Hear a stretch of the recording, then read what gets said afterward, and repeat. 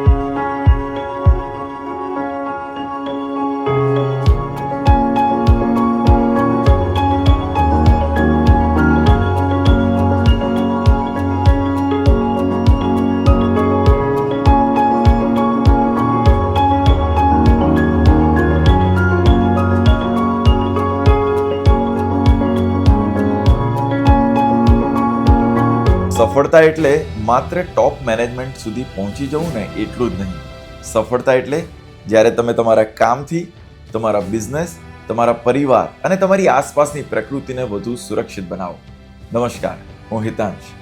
GCCI પ્રસ્તુત ગુજરાત ઉદ્યોગ જગતની ચર્ચામાં આપનું હાર્દિક સ્વાગત છે. આજનો show sponsored by Rajkrupa textiles.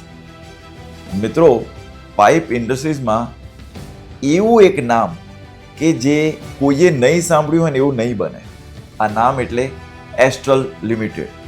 છેલ્લા 25 વર્ષોથી આ સફળતા તેમણે પાઇપ ઇન્ડસ્ટ્રીઝની અંદર બનાવી રાખી છે, ને બનાવી રાખી એટલું જ નહીં, નિરંતર પ્રગતિ સાથે તેઓ આગળ વધી રહ્યા છે.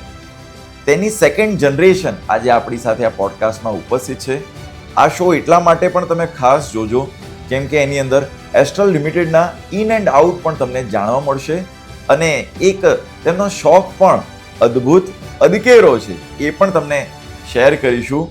પ્લીઝ વેલકમ એસ્ટ્રલ લિમિટેડના એક્ઝિક્યુટિવ ડિરેક્ટર, સફારી ક્રાફ્ટર્સના CEO, ફોર્બ્સ ઇન્ડિયાના ટાઇકૂન્સ ઓફ ટુમોરોમાં ફીચર્ડ પર્સનાલિટી અને અદ્ભુત wildlife photographer Shri Kairav Engineer. So એસ્ટ્રલનું લાસ્ટ યર 5800 કરોડનું ટર્નઓવર હતું. અમારે 26 મેન્યુફેક્ચરિંગ લોકેશન્સ છે across the world. 3600 plus distributor જોડાયેલા છે, 2.5 લાખ પ્લસ ડીલર્સ છે અને 9000 પ્લસ એમ્પ્લોઈઝ છે એસ્ટ્રલ જોડે. એસ્ટ્રલનું કી પ્રોજેક્ટ્સ જે CSRમાં ચાલે છે, જે વાઇલ્ડ લાઇફ ને એન્વાયરમેન્ટલ ફ્રેન્ડે જે હું જોઉં છું, એક તો છે ઘરિયાલનું ઇકોલોજી પ્રોજેક્ટ, બીજો છે કેરેકલનો પ્રોજેક્ટ જે અમે લોકો મધ્યપ્રદેશ ફોરેસ્ટ ડિપાર્ટમેન્ટ જોડે ચલાવીએ છીએ, અને એક સોલર વોટરનો પ્રોજેક્ટ છે રણથંભોર નેશનલ પાર્ક. અમારું એસ્ટ્રલનું જે કોર વેલ્યુ છે એ ઇન્ટેગ્રિટી, ઇનોવેશન ને ક્વોલિટી છે. મારો વાઇલ્ડેસ્ટ અનુભવ જે રહ્યો છે, એકવાર મારા જીપ્સી ઉપર ટાઈગરે ચાર્જ કરેલો અને 2 પગ બોનેટ ઉપર મૂકી અને ઊભો થઈ ગયો હતો મારી સામે. આપણી સાથે છે કૈરવભાઈ એન્જિનિયર. ખૂબ ખૂબ સ્વાગત છે આજના અમારા એપિસોડમાં. કૈરવભાઈ, સૌથી પહેલાં તો કહો, જંગલ અને બોર્ડરૂમ આ બંને જગ્યા ઉપર સૌથી ટફેસ્ટ સિચ્યુએશન હોય તો એમાંથી બહાર નીકળવાનું ક્યારે અઘરું લાગતું હતું, પણ તમને એવું લાગે છે કે એમાંથી બહાર નીકળ્યા અને ગઢ જીત્યા?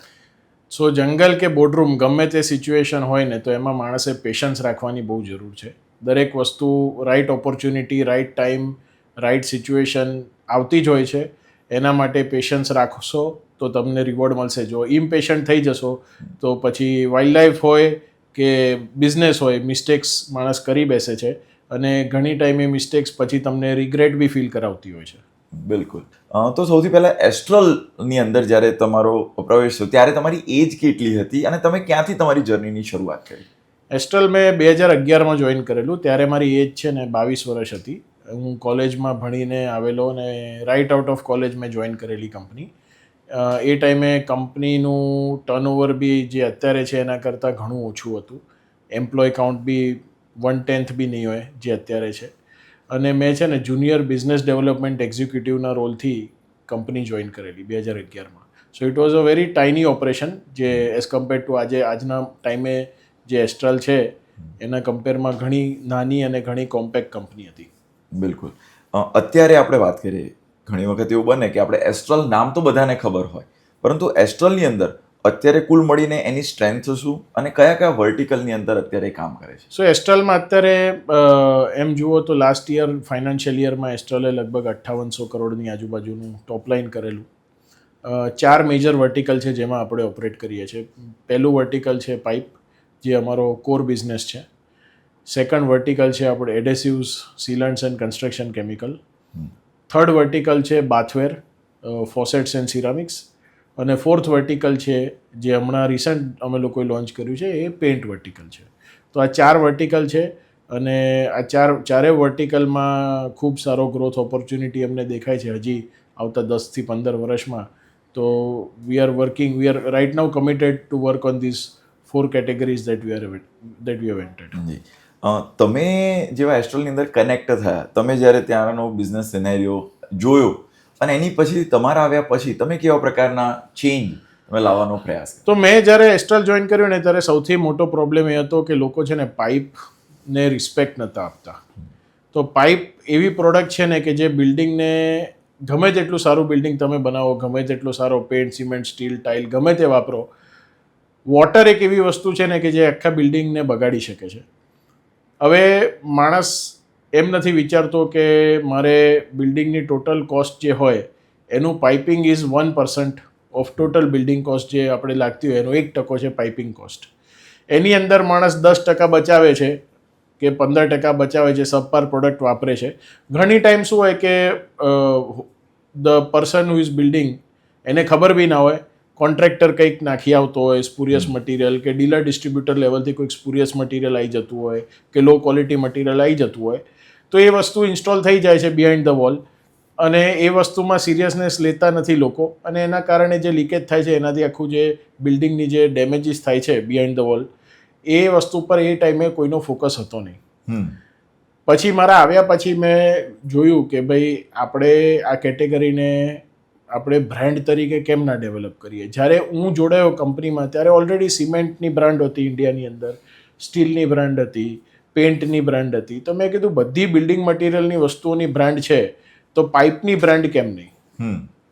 તો પાઇપની બ્રાન્ડ અમે બનાવી અને પાઇપની બ્રાન્ડ બનાવતા સાથે અમે લોકોએનું ઓબ્જેક્ટિવ એક જ હતું કે અમે ડીલર હોય કે પ્લમ્બર હોય કે ગમે તે કમ્યુનિટી હોય, અમે એને એજ્યુકેશન ઇમ્પાર્ટ કરીએ કે ભાઈ સારી પાઇપ વાપરવાથી તમને શું ફાયદો થશે. ભાઈ આમ જોઈએ તો તમે પાઇપના સેગમેન્ટની અંદર હતા, પછી વોટર ટેન્ક, અધેસિવ, આ સેગમેન્ટમાં જ્યારે તમે ડાયવર્સિફિકેશન કરો છો, નવા વર્ટિકલ ઊભા કરો છો, તો એમાં કયા મેટ્રિક્સ તમે જોતા હોવ છો?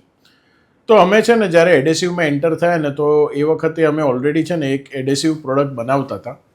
અમે લોકો પાઇપ જોઈન કરવાનું જે ગ્લુ આવે એને સોલ્વન્ટ સિમેન્ટ કહેવાય, તો એ એડેસિવ ઓલરેડી બનાવતા હતા. અને પપ્પાનું જે કેમિકલ એન્જિનિયરિંગનું બેકગ્રાઉન્ડ બી ખરું, એટલે કેમિકલ સાથે અમારી હિસ્ટ્રી બી રહી ચૂકી છે બિફોર પાઇપ બિઝનેસ. એટલે અમે એવું વિચાર્યું કે ભાઈ આ બિઝનેસની અંદર અત્યારે ઇન્ડિયામાં એટલું બધું કોમ્પિટિશન છે નહીં. એક જાયન્ટ કંપની છે જે માર્કેટ લીડર છે, એના સિવાય ઘણા બધા ગેપ્સ અમને દેખાયા. તો અમે અમારી કોર સ્ટ્રેન્થને લેવરેજ કરતા, અમારી બ્રાન્ડ, અમારું ડિસ્ટ્રીબ્યુશન પ્લસ અમારું જે બી કેમિકલનું નોલેજ છે એ લેવરેજ કરતા અમે લોકો એડેસિવમાં ફોરે કર્યું. અને અમે એડેસિવમાં ફોરે કર્યું 2 એક્વિઝિશનથી. એક એક્વિઝિશન અમે કર્યું યુકેમાં, એક એક્વિઝિશન અમે કર્યું ઇન્ડિયામાં. તો યુકેનું એક્વિઝિશન જે છે અમે કર્યું એ પ્રોડક્ટ ટેકનોલોજી માટે કર્યું, અને ઇન્ડિયાનું એક્વિઝિશન જે અમે કર્યું એ એની રિટેલ ચેનલ ને એની રીચ માટે કર્યું. તો એ 2 વસ્તુ એક્વાયર કરી અને એની અંદર કોન્સ્ટન્ટ અમે ઇનોવેટ કર્યું, કોન્સ્ટન્ટ નવી પ્રોડક્ટ્સ લાવ્યા. એ લોકોના જે બી પ્રોબ્લેમ્સ હતા એ બધા અમે લોકોએ આયન આઉટ કર્યા, જેટલી બી ક્રિસિસ હતી. અને પછી એ કંપનીઓને મોટી કરતાં કરતાં એક અમે લોકોએ એક સ્કેલની કંપની બનાવી, which is now I can proudly say કે અમે લોકો after the market leader we are second largest adhesives company in India. So we do all that research. અમે લોકો એ વસ્તુને જોયું, ગેપ શોધ્યો અને પછી અમે લોકો એડેસિવમાં ફોરે કર્યું. રાઈટ. અત્યારે આપણે જોઈએ, જેમ આપણે એડેસિવની વાત કરી એવી રીતના અત્યારની એસ્ટ્રલ જે જગ્યાએ ઊભું છે, તો એ ચાહે એનો પ્લાન્ટ્સ હોય, પ્લમ્બર્સ હોય, કાર્પેન્ટર્સ, એનું જે આખું યુનિવર્સ છે, ડીલર્સ હોય, ડિસ્ટ્રીબ્યુટર્સ હોય, એની ટોટલ એસ્ટ્રલ, એની ટોટલ સ્ટ્રેન્થ શું, અલગ અલગ સ્ટેટિસ્ટિક્સ જે આપ શેર કરીશું? એસ્ટ્રલ જોડે 3600થી વધુ ડિસ્ટ્રીબ્યુટર જોડાયેલા છે. રિટેલર આપણે ગણીએ તો 2.5 લાખથી વધુ રિટેલર પેન ઇન્ડિયા જોડાયેલા છે. અને આપણા જેટલા બી આપણે એપ્લિકેટર કે ઇન્સ્ટોલર ગણીએ, જેમ કે પ્લમ્બર છે, મેસન છે, કાર્પેન્ટર છે, રિપેર મિકેનિક્સ છે, જે બધા જે લોકો આપણી પ્રોડક્ટ્સ યુઝ કરે છે એવા લાખો લોકો છે જે એસ્ટ્રલના ઇકોસિસ્ટમ જોડે જોડાયેલા છે. તો એક તો શરૂઆત જ્યારે એક પાઇપના બિઝનેસથી કરી હતી ને પછી એક આખી ઇકોસિસ્ટમ આખી ડેવલપ થઈ ગઈ. તમે અત્યારે જ્યારે એ આખી ઇકોસિસ્ટમને જોતા હો, એમાં તમારે કોઈક ચેન્જ લાવવો હોય તો તમે ક્યાંથી શરૂઆત કરતા હો? હજી બી છે ને ઇન્ડિયાનું રિટેલ ટ્રેડ છે ને ઘણું અનઓર્ગેનાઇઝ છે, અને હજી બી છે ને ઇન્ડિયાનું રિટેલ ટ્રેડમાં ઘણી બધી સબપાર પ્રોડક્ટ્સ હજી બી વેચાય છે. કારણ કે ઇટ ઇઝ નોટ દેટ કે લોકોને વાપરવું નથી સારું, લોકોને તો સારું વાપરવું છે, પણ લેક ઓફ એજ્યુકેશનના કારણે હજી બી જે છે કે કોઈ બી BIS માર્ક વગરની, ISI માર્ક વગરની પ્રોડક્ટ વેચાઈ જાય, ક્યાં તો કોઈ સબપાર પ્રોડક્ટ વેચાઈ જાય, લો ક્વોલિટી પ્રોડક્ટ વેચાઈ જાય. તો આ ચેનલ જે છે ને એને સતત એજ્યુકેશન ઇમ્પાર્ટ કરવાની બહુ જરૂર છે. તો જે મેજર જે ચેન્જ લાવવાની જરૂર છે ને ઇન્ડિયાના જે બિલ્ડિંગ મટીરિયલ કે જે આપણી જે અનઓર્ગેનાઇઝ રિટેલ જે ટ્રેડ સિસ્ટમ છે ને, એમાં ઇટ નીડ્સ કે ભાઈ કોન્સ્ટન્ટ આપણે એ લોકોને એજ્યુકેશન ઇમ્પાર્ટ કરીએ, not only on the quality of product, પણ આપણે એમને એ બી એજ્યુકેશન આપીએ કે આ પ્રોડક્ટ કેવી રીતે ઇન્સ્ટોલ કરવાની, આ પ્રોડક્ટને કેવી રીતે લગાવવાની, આ પ્રોડક્ટના ફાયદા શું છે, એ બધી વસ્તુઓ બી બહુ જરૂરી છે. હું એમને એમ કહી દઉં કે આ પર્ટિક્યુલર પાઇપ બહુ સારી છે, તમે વાપરો, પણ હું એને વાપરતા નહીં શીખવાડું તો એ મિસ્ટેક કરશે, જે at the end of the day will come down કે ભાઈ આ પાઇપ ખોટી વપરાઈ ગઈ કે આ કંપની કે આ બ્રાન્ડ ખોટી છે. Right right. તો તમારું આમ ટાર્ગેટ ઓડિયન્સ રહેતું હોય એ શું રહેતું હોય કે જેને ધ્યાનમાં રાખીને તમે બિઝનેસ ડેવલપમેન્ટ કરતા હો? અમારું ટાર્ગેટ ઓડિયન્સ કાયમ છે ને અમારા એન્ડ યુઝર્સ છે, અને અમારા એન્ડ યુઝર્સ છે ને એ અમારા જે આ બધા પ્લમ્બર, કાર્પેન્ટર, જે આ અમારી કમ્યુનિટી છે બધી, એ કમ્યુનિટી અમારી છે ને they are the real customers of our product and they are the real influencer. એ લોકો બ્રાન્ડને મેક ઓર બ્રેક કરી શકે છે. તો એ લોકો અમારે માટે કી લોકો છે જે અમારે ટ્રેડમાં, જે અમે લોકો એમનું ટેક કેર કરીએ, અમે સાચવીએ અને અમે એમને એન્શ્યોર કરીએ કે they promote the right products. Right. જે એસ્ટ્રલની કોર વેલ્યુઝ આપણે કહીએ કે જે મૂલ્યો ઉપર એસ્ટ્રલ કોન્સ્ટન્ટલી આટલા વર્ષોથી ગ્રો કરી રહ્યું છે, તો એ કઈ કઈ બાબત? સૌથી પહેલું તો ઇનોવેશન, અને અમે લોકો બિલીવ બી કરીએ છીએ કે નવી પ્રોડક્ટ કન્ટ્રીમાં લાવીએ, જે ટેકનોલોજીસ હજુ સુધી ઇન્ડિયામાં આવી નથી એ ટેકનોલોજીસ પર કામ કરીએ. એટલે innovation is one of the pillars of our company. Innovation છે, પછી ક્વોલિટીમાં અમે કોઈ દિવસ કોમ્પ્રોમાઇઝ કરતા નથી. અમે લોકો ગમે તેટલો પ્રાઇસે બી અમે માલ આપવાનો, એક ફેરી લોસ બી કરવાનો હોય, પણ અમે આપવા માટે રેડી હોઈએ છીએ વિધાઉટ કોમ્પ્રોમાઇઝિંગ ઓન ક્વોલિટી. અને our integrity and our sense of commitment કે ભાઈ અમે જે બી વસ્તુ કમિટ કરી છે, જે અમારી જુબાન છે, be it to the trade or to the consumer, we have always tried to fulfil whatever we commit. Right.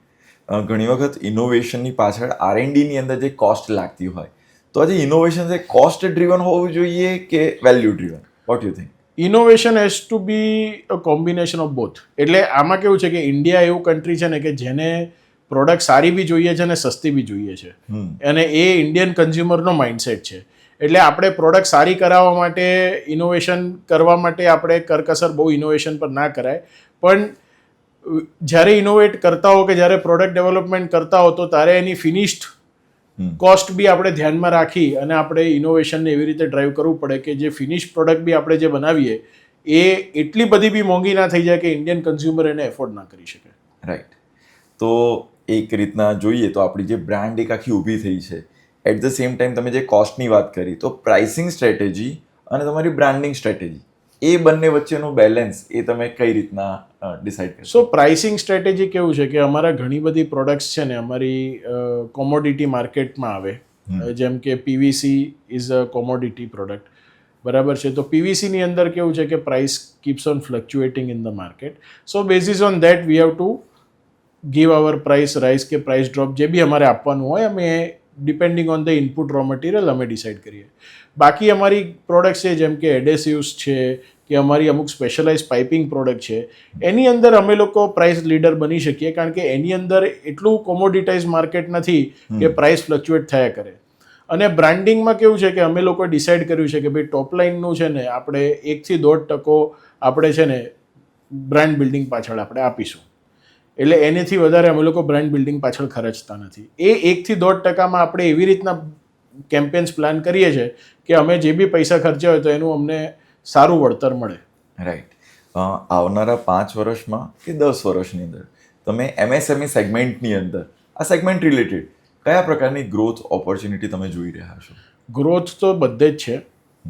ઇન્ડિયાની ગ્રોથ સ્ટોરી તો બહુ લાંબી છે અને મોદીજીએ જેમ કીધું છે કે ભાઈ 2047માં વિકસિત ભારતનું જે વિઝન છે એમનું, તો એ પ્રમાણે તો આપણો હજુ તો ગ્રોથ સ્ટોરી ઇન્ડિયાની હું તો એમ કહીશ કે હજુ ચાલુ થઈ છે.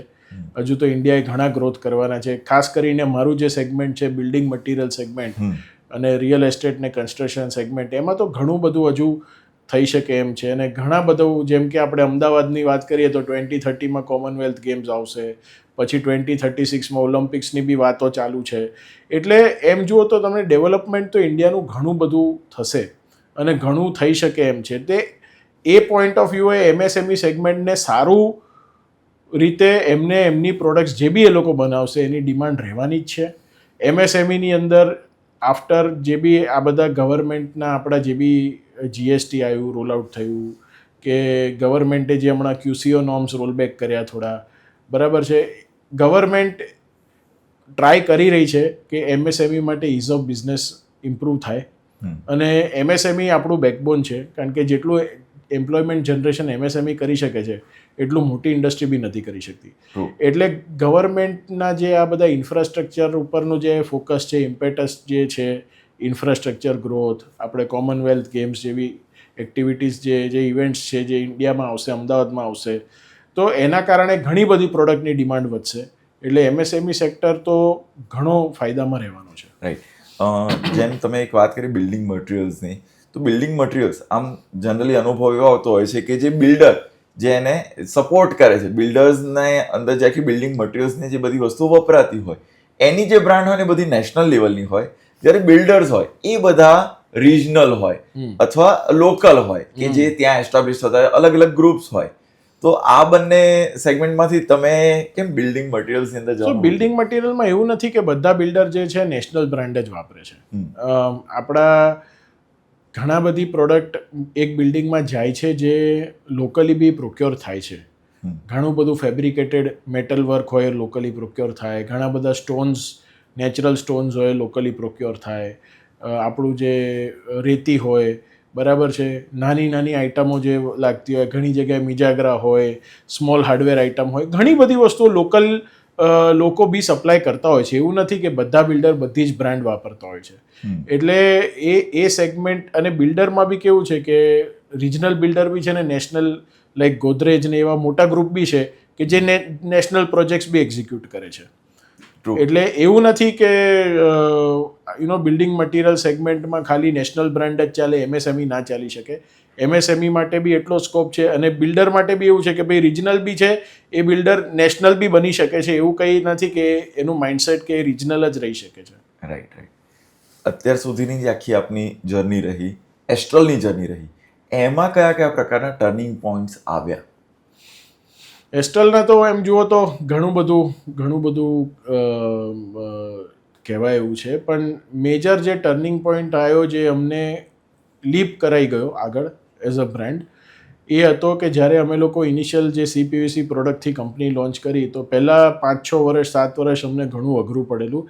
At one point we are also on the verge of bankruptcy as a company. પણ એના પછી અમે અમારા પાર્ટનર્સ હતા એ વખતે અમેરિકન્સ હતા, એ લોકોએ અમને સપોર્ટ કરેલો. અને પછી બધીમાં ગવર્મેન્ટની એક સ્કીમ હતી એ ટાઈમે, બધી હિમાચલ પ્રદેશમાં, તો ત્યારે અમે લોકોએ ઘણું બધું ફિટિંગ્સનું મેન્યુફેક્ચરિંગ ત્યાં લઈ ગયેલા, કારણ કે ફિટિંગ્સમાં અમારે શું માર્જિન સારા હોય. એટલે એના કારણે શું છે, ઓવરઓલ કંપનીની ફાઇનાન્શિયલ હેલ્થ સુધરી અને અમે લોકો લિસ્ટિંગ કરાયેલું 2007માં. અને 2006થી 2008નો જે પીરિયડ હતો, કે 2005થી 2008નો જે પીરિયડ કહેવાય ને, એ પીરિયડમાં છે ને મેટલ ટુ પ્લાસ્ટિક એડોપ્શન બહુ ફાસ્ટ થયું. અને એ એકદમથી છે ને અમે જે પ્રોડક્ટ્સ બનાવતા હતા ને એની ડિમાન્ડ એકદમથી સર્જ થઈ. તો અમે પબ્લિક લિસ્ટિંગ કરાયાના ઘણા વર્ષો સુધી અમે જે છે 40-50% કેગરે કંપની ગ્રો કરીને એક બેઝ અમારો ઘણો સ્ટ્રોંગ બન્યો. તો that was I think one of the key points. કે અને બીજો આપણે કી પોઈન્ટ જે ગણીએ, જે આપણે બ્રાન્ડ બિલ્ડિંગ એક્ટિવિટી ચાલુ કરી, એના પછી જે આપણને બ્રાન્ડ રેકોગ્નિશન મળ્યું, અને એ બ્રાન્ડ રેકોગ્નિશન મળવાથી આપણે જે નવી પ્રોડક્ટ સેગમેન્ટમાં એન્ટર થઈ શક્યા. Right. That was a second key turning point. બિલકુલ. અને આપણું થર્ડ કી ટર્નિંગ પોઈન્ટ જે હું ગણું એ છે જે આપણે એડેસિવ્સ બિઝનેસમાં ફોરે કર્યું, તો એની અંદર જે આપણે ગ્રોથ લઈ શક્યા અને ઇન્ડિયાના સેકન્ડ લાર્જેસ્ટ પ્લેયર બની શક્યા, એ થર્ડ કી પોઈન્ટ ગણું. Right right. તમારી સામે જ્યારે આ પ્રકારના ચેલેન્જીસ આવતા હોય, એટલે આમ તો તમારી માટે, કેમ કે તમે સેકન્ડ જનરેશન છો, પપ્પાનો એક અનુભવ રહેતો હોય, સંદીપભાઈ એન્જિનિયર જે ખૂબ મોટું નામ છે, તો એમની એ જ્યારે લીડ લઈને આગળ કામ કરતા હોય, તમે સેકન્ડ જનરેશન, તો તમારી માટે કયા કયા પ્રકારની ચેલેન્જીસ રહેતી હોય?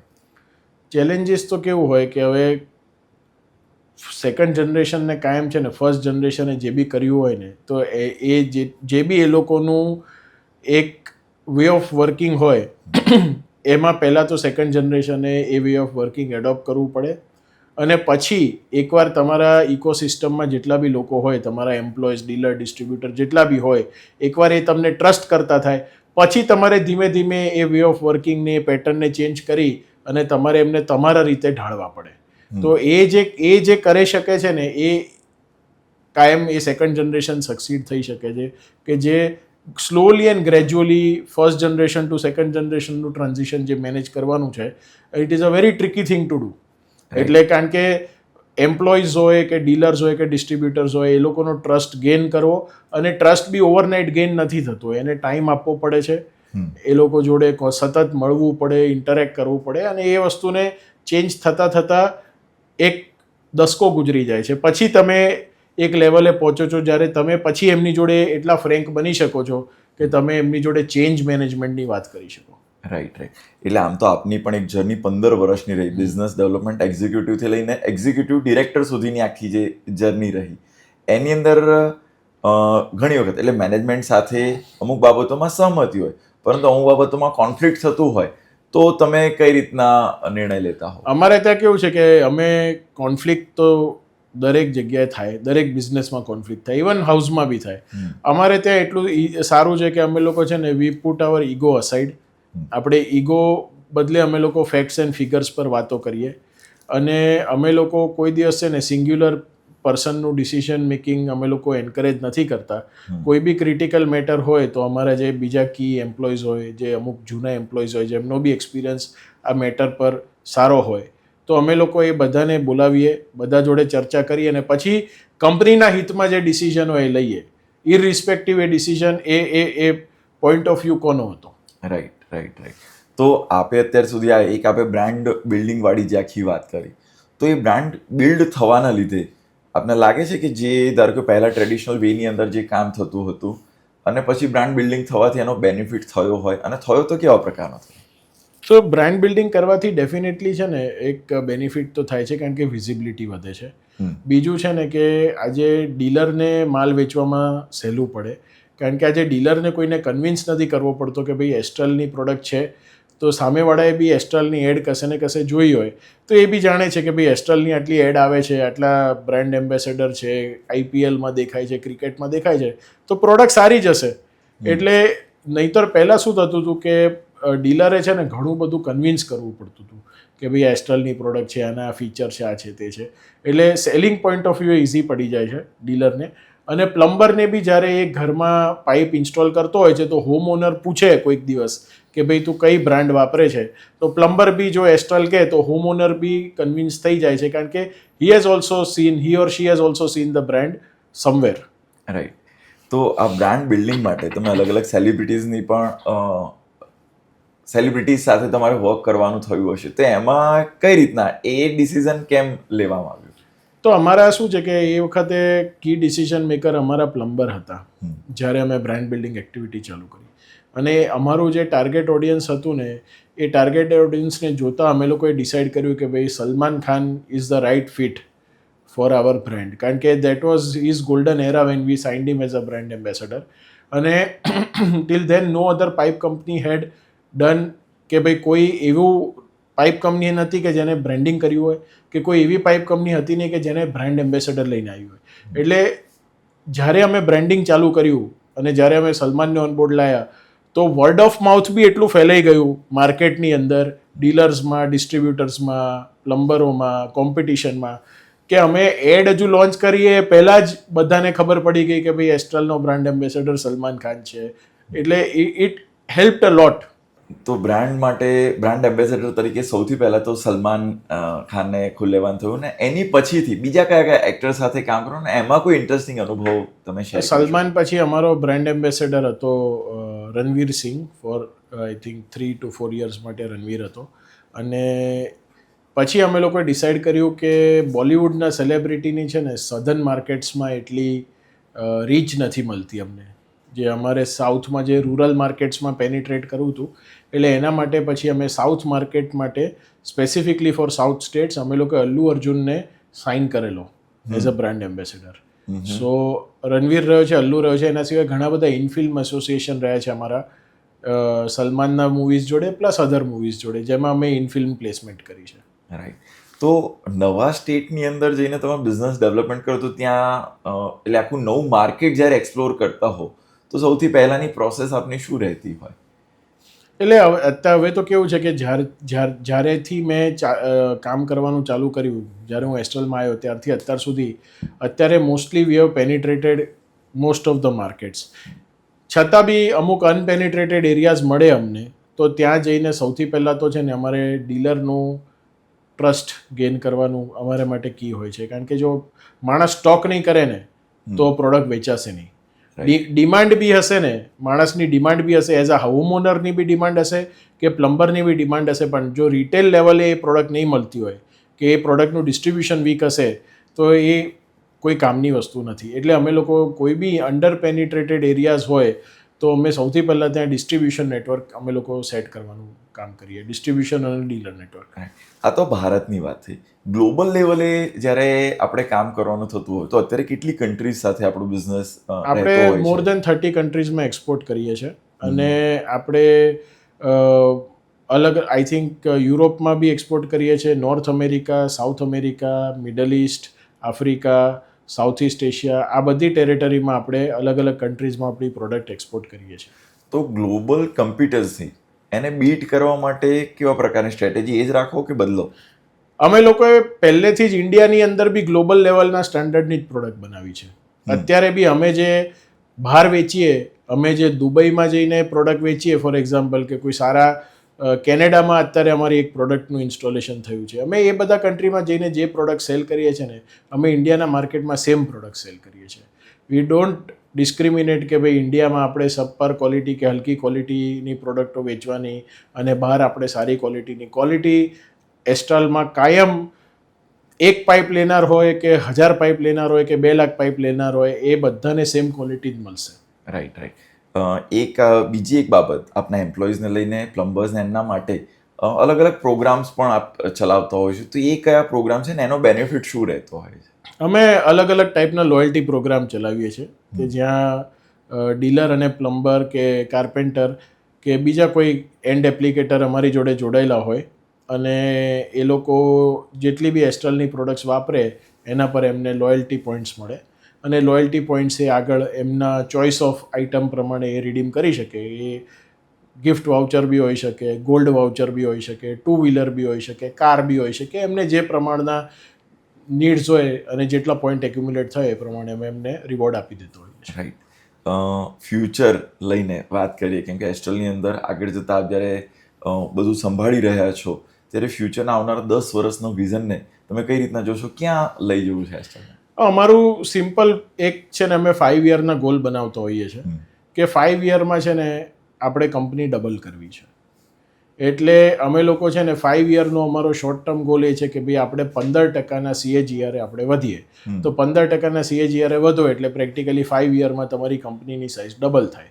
રાઈટ. એટલે right now our immediate short term goal for next 5 years is કે ભાઈ આપણે 15% CAGR વધીએ. એના પછીના 5 વર્ષ કદાચ બેઝ મોટો થઈ જાય તો 15% CAGR ના બી થઈ શકે, કદાચ 10% બી થઈ શકે, 12% બી થઈ શકે, પણ એ કોલ આપણે 2030 કે 2031 પછી લેવાનું આવે.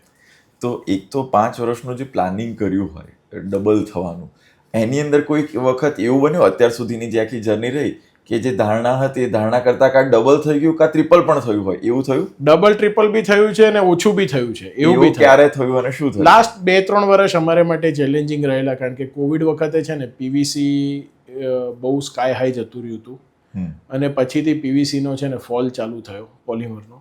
અને પોલિમરના ફોલ વખતે શું થાય કે ચેનલ સ્ટોકિંગ બંધ થઈ જાય, કારણ કે તમારા રિટેલરને ઇન્વેન્ટરી લોસ ના લેવા હોય એટલે એ લોકો માલ લેવાનું બંધ કરી દે. એની સાથે સાથે જે ગવર્મેન્ટની સ્કીમ્સ હતી, નલ સે જલ ને બીજી બધી ઇન્ફ્રા સ્કીમ્સ જે હતી, એ 2024 ઇલેક્શન સુધી ઘણી બધી સ્કીમો હતી ગવર્મેન્ટની જે ચાલુ હતી, એના કારણે બી ડિમાન્ડ સારી હતી. તો બિઝનેસની તો ઘણી બધી વાત થઈ. આ સિવાય બિઝનેસ સિવાય આપના બીજા કયા શોખ છે? મેજર શોખ wildlife. It's a passion and hobby of mind. મને ગમે ત્યારે ટાઈમ મળે તો હું જંગલમાં જતો હોઉં છું અને વાઇલ્ડ લાઈફ ફોટોગ્રાફી બી કરતો હોઉં છું. તો આ જંગલની અંદર જવાનો શોખ તમારા મનની અંદર ક્યારથી ઉભવાયો? નાનપણથી મારા પપ્પા જતા હતા અને એમની જોડે અમે લોકો ફેમિલી હોલિડેમાં ઘણું જંગલ્સમાં ફરતા નાના હતા ત્યારે. પણ એ ટાઈમે ફોટોગ્રાફી હું કરતો નહીં. પછી કોલેજમાંથી પાછો આવ્યો, કામમાં જોડાયો, પછી હું જંગલની ટ્રીપ લેવાની ચાલુ કરી. ત્યારે મેં વિચાર્યું કે ભાઈ હવે કેમેરા લઈને જઈએ, અને એમાંથી પછી ધીમે I self taught myself photography and I do photography now when I go into the jungle. તો વાઇલ્ડ લાઈફ ફોટોગ્રાફી તમને બિઝનેસની અંદર યુટિલાઇઝ થઈ શકે એવી કઈ સ્કિલ તમારા અંદર ડેવલપ? વાઇલ્ડ લાઈફ ફોટોગ્રાફીથી છે ને બેઝિકલી તમને પેશન્સ શીખવા મળે છે, થોડુંક એન્ડ્યોરન્સ બી મળે. અનકમ્ફર્ટેબલ એન્વાયરમેન્ટ્સમાં તમે બેઠા રહો. આજે તમે કોઈક સારો ફોટો પાડવો હોય પણ એ મોમેન્ટ એવી જગ્યાએ થવાની હોય જ્યાં તમારે 45-46 ડિગ્રીના તડકામાં સમરની અંદર બપોરના 3 વાગે બેસી રહેવું પડે. તો એ જે તમને એન્ડ્યોરન્સ આપે, જે પેશન્સ આપે, એ વસ્તુઓ તમે શીખી શકો અને તમે ધંધામાં બી એપ્લાય કરી શકો. તમે જંગલની અંદર જતા જતા સફારી ક્રાફ્ટર્સ નામથી એક આખું વેન્ચર પણ શરૂ કર્યું છે. એ શું છે અને એ કેમ શરૂ કરવાની આવશ્યકતા કેમ ઊભી થઈ? તો સફારી ક્રાફ્ટર્સ એક મારું પેશન પ્રોજેક્ટ છે. હું જંગલમાં જતો હતો ત્યારે મેં જોયું કે વાઇલ્ડ લાઈફ ટ્રાવેલની જે ઇકોસિસ્ટમ હોવી જોઈએ ઇન્ડિયાની અંદર લેકિંગ છે. અને ઘણા બધા લોકોને શોખ ઘણા છે, પેશન ઘણા છે, પણ because of lack of information flow and misinformation એ લોકો ખોટા સિઝને, ખોટા ટાઈમે, ખોટા જંગલમાં જતા રહે છે અને પછી ડિસઅપોઇન્ટ થઈને આવે છે કે ભાઈ અમને ટાઈગર જોવા ના મળ્યો, કે અમને આ જોવા ના મળ્યું, તે જોવા ના મળ્યું. તો અમે લોકોએ સફારી ક્રાફ્ટર્સ ડેવલપ કરી છે કે જે એન્ડ ટુ એન્ડ બધું તમારું વાઇલ્ડ લાઈફ નીડ્સને કેટર કરે છે. બેઝિકલી અમે અમારા ગેસ્ટને પૂછીએ કે તમારે કયા સિઝનમાં ટ્રાવેલ કરવું છે અને તમારો એન્ડ ગોલ શું છે, તમારે શું જોવું છે, આર યુ અ ફોટોગ્રાફર કે ખાલી તમે જંગલની મજા માણવા જાઓ છો. એ પ્રમાણે અમે પછી એમને સજેશન આપીએ અને એમના બજેટ પ્રમાણે વસ્તુ કેટર કરીને આપીએ કે જેનાથી એમનો વાઇલ્ડ લાઈફ એક્સપિરિયન્સ એલિવેટેડ રહે. રાઈટ. તમે જંગલની અંદર આટલી ઘણી બધી સફારીઝ કરી હશે, એમાં તમારો એકદમ વાઇલ્ડેસ્ટ અનુભવ, એકદમ જે કહેવાય કે જ્યારે ધબકારો ચૂકી જવાય એવી અનુભૂતિ થઈ? એકવાર અમારે એવું થયું હતું કે ટાઈગરે ચાર્જ કરેલો અમારા ગાડી ઉપર અને એ ફૂલ ડેનો સમય હતો, ફૂલ ડે કરી રહ્યો હતો એક જંગલની અંદર અને બપોરનો સમય હતો ને અમારી એકલી ગાડી હતી અને અમારી ટાઈગર સૂતો હતો કેવમાં અને અમારી ગાડી, અમે ટાઈગરને જોતા હતા. પછી ડ્રાઈવરે રિવર્સ કરવાનું ટ્રાય કર્યું એંગલ સેટ કરવામાં, ફોટો એંગલ, તો એમાંથી છે ને એની ગાડી કોઈક બોલ્ડર નીચે પથ્થર આવી ગયો નીચે ગાડીની, તો ગાડી પછડાઈ અને એનાથી લાઉડ અવાજ આવ્યો અને within a fraction of a second tiger was standing on the bonnet of the car. ઓ, એટલે 2 પગ બોનેટ ઉપર મૂકીને ઊભો થઈ ગયો હતો સામે. ખાલી at that time it was very scary. ખૈરોભાઈ, એસ્ટલનો જે એટલો મોટો બિઝનેસ છે એથી પણ વધુ CSRની એક્ટિવિટીઝ પણ ઘણી બધી રહેતી હોય છે. તો કેવા પ્રકારની CSR એક્ટિવિટી આપના દ્વારા, આપની કંપની દ્વારા થતી હોય છે? કંપની ઘણી બધી ફિલ્ડમાં CSR એક્ટિવિટી કરે છે. હેલ્થકેરને લઈને, આપણે વિમેન એમ્પાવરમેન્ટને લઈને, જુવિનાઇલ ડાયાબિટીસને લઈને, અને મારું જે કી ફોકસ છે એ છે એન્વાયરમેન્ટ અને વાઇલ્ડ લાઈફ. એટલે અધર એક્ટિવિટીઝ જે છે બીજી બધી non wildlife and non environment activities are all taken care of by my mother. એ બધું હેન્ડલ કરે છે એ ફ્રન્ટે. અને વાઇલ્ડ લાઈફ અને નેચરની જેટલી એક્ટિવિટીઝ થતી હોય છે એમાં હું પોતે પર્સનલ ઇન્ટરેસ્ટ લઈ અને ડ્રાઈવ કરતો હોઉં છું. એમાં કેવા પ્રકારના કામ કરવામાં આવતા હોય છે વાઇલ્ડ લાઈફમાં? વાઇલ્ડ લાઈફમાં ઘણા બધા કામ કરીએ છીએ અમે લોકો. Animal collaring, vehicle distribution for monitoring, solar pipeline for water transportation in the parks, પછી man animal conflict reduction, forest ડિપાર્ટમેન્ટને માટે કોઈ સ્ટડી કરવાનો, કોઈ રિસર્ચ કરવાનો એનો સપોર્ટ, એન્ડેન્જર્ડ વાઇલ્ડલાઇફ સ્પીસીઝનું કોન્ઝર્વેશનના સપોર્ટ, ઘણી બધી એક્ટિવિટી કરતા હોય છે. એક પ્રોજેક્ટ ઘડિયાળને લઈને પણ આપનું કામ જે બહુ પ્રશંસનીય રહ્યું છે એના વિશે. તો ઘડિયાળ is a critically endangered species. બહુ ઓછા વાઇલ્ડમાં ઘડિયાળ રહ્યા છે અને અમે લોકો બહુ પ્રેસ્ટિજિયસ ઇન્સ્ટિટ્યુશન સાથે ને રાજસ્થાન ફોરેસ્ટ ડિપાર્ટમેન્ટ સાથે ચંબલની અંદર અમે લોકો ઘડિયાળનું હેચિંગ કરીએ છીએ. હેચિંગ કરીને જે હેચલિંગ્સ છે એને અમે લોકો વાઇલ્ડમાં છોડીએ બી છીએ. ઘડિયાળનું કેવું છે કે જ્યારે એના હેચલિંગ્સ ન્યૂલી હેચ થાય છે તો ઘણા બધા પ્રેડેટર હોય છે કે જે લોકો હેચલિંગને મારી કાઢતા હોય છે અને લાઇકલીહુડ કે અમુક એજથી મોટા થઈને પાણીમાં પહોંચી શકે એ લાઇકલીહુડ બહુ ઓછું હોય છે. એટલે અમે લોકો એન્શ્યોર કરીએ છીએ કે એક સર્ટન મેચ્યોરિટી, સર્ટન એજનું હેચલિંગ થાય પછી અમે એને રિવરમાં રિલીઝ કરીએ. તો અત્યાર સુધીના આપના જે અનુભવ, આપનો પણ એક ડાયવર્સ એક્સપિરિયન્સ રહ્યા છે, એનાથી તમે લાઈફની અંદર જે ગ્રોથ મંત્ર તમે એને ઇમ્પ્લિમેન્ટ કર્યું છે, એવી કઈ કઈ બાબતો છે જે યંગ એન્ટરપ્રેન્યોર છે એમના માટે યુઝફુલ થઈ શકે? ગ્રોથ મંત્ર તો એક જ છે કે ઓનેસ્ટલી કામ કરો અને કોઈ વસ્તુમાં શોર્ટકટ ના લો.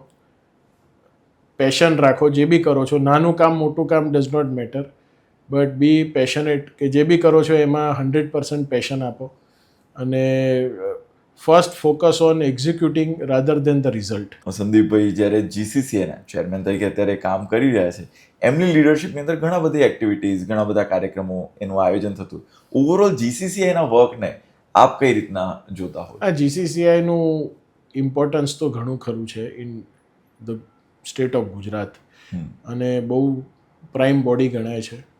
અને લાસ્ટ 3-4 વર્ષથી જીસીસીઆઈમાં અજયભાઈના ટાઈમથી પ્રેક્ટિકલી જીસીસીઆઈમાં ઘણા બધા પોઝિટિવ ચેન્જીસ જોવામાં મળ્યા છે અને it has become very proactive, જે કહેવાય કે બોડી લાઇમલાઇટમાં ઘણું રહે છે, પ્રોએક્ટિવ રહે છે અને ઘણી બધી એક્ટિવિટી કરે છે જે not only for the senior business people but also for the young generation. I see the youth wing બહુ એક્ટિવ છે. યુથ વિંગ ઘણું બધું કરતી હોય છે. નાના નાના એમએસએમઈવાળા બી બહુ બધા લોકો એક્ટિવ છે ચેમ્બરની અંદર. તો ઓવરઓલ ઘણા બધા લોકોને ઘણી બધી વસ્તુઓ પોઝિટિવલી શીખવા મળી છે અને છેલ્લા 4-5 વર્ષમાં ઘણા સારા કામ થયા છે. ખૂબ ખૂબ ધન્યવાદ કૈરવભાઈ. આજે આપે અમારી સાથે ખૂબ મજા પડે એવી વાઇલ્ડ લાઈફની પણ વાતો કરી અને પાઇપ અને અરેસિવ એ જે આપનો એસ્ટ્રોનો બિઝનેસ છે એની પણ ખૂબ ઇન્સાઇટફુલ વાતો કરી. ખૂબ ખૂબ આભાર. Thank you for having me over. તો દર્શકો, આજના એપિસોડ પછી એટલું તો પાકું થઈ જ જાય કે જે વ્યક્તિ વાઇલ્ડ લાઈફ ફોટોગ્રાફીમાં એક ફોટો ક્લિક કરે છે ને, ત્યારે ખાલી ફોટો ક્લિક નથી કરતો હતો, એ પ્રકૃતિના સંરક્ષણનો પણ મિજાજ કેળવતો હોય છે.